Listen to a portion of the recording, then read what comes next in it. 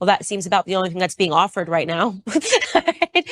When I open my Instagram and I've got butt cheeks and I'm going, people are like, I don't understand why no one wants to, this woman's been married 4 times. I'm like, well, I can understand it, because even if men think they want it in the short term, when you see a girl, she's half naked, she looks good. Yeah, sure. You probably do want to have sex with her. I bet you're wired that way. You're hardwired that way. Yeah. Right. So it's getting harder and harder. So we have to kind of like fix one of the genders first.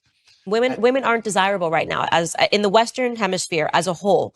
And of course, finding a wife is hard. If you have a man who's been married for 10 or 15 years, and let's say he doesn't sleep with his woman anymore, and he goes on TV and says, me and my woman have been married for 15 years. We no longer have sex. I'm not satisfied. I should leave. Are you out of your mind? Are you crazy? Stick by your woman. Don't have sex with him anymore. You deserve freedom. Speaking to your point, one thing I speak to the young women that follow me about is making an effort after you get married. This idea, I was reading this ridiculous column, Ask Jane, where a guy was writing in earnest saying, I love my wife. She's a wonderful mother to our children. We've been married. She gained 50 pounds and hasn't lost it. Yeah. The idea that marriage is a finish line is problematic. Yep. That, I got the guy. I pretended that I like to work out and go to the gym. And now that I've got him, I'm going to gain 200 pounds and he's just stuck with me. Yep. So it's even that is toxicity to say to a woman, to say to a man, you just have to like her anyways. If she's 300 pounds and doesn't care anymore and sits on the couch all day, that's not what marriage is really about. I think everything in life is rented. You don't just start a company and go, okay, I'm rich now. It's rented. It's done. And I completely agree with you.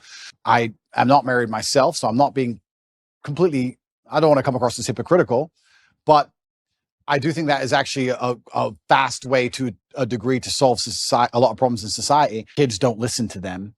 And they're not the king of their own household. One, about feminine submissiveness, but also about masculine accountability and excellence. Because I think if you're truly an excellent man, you can be the king of any households.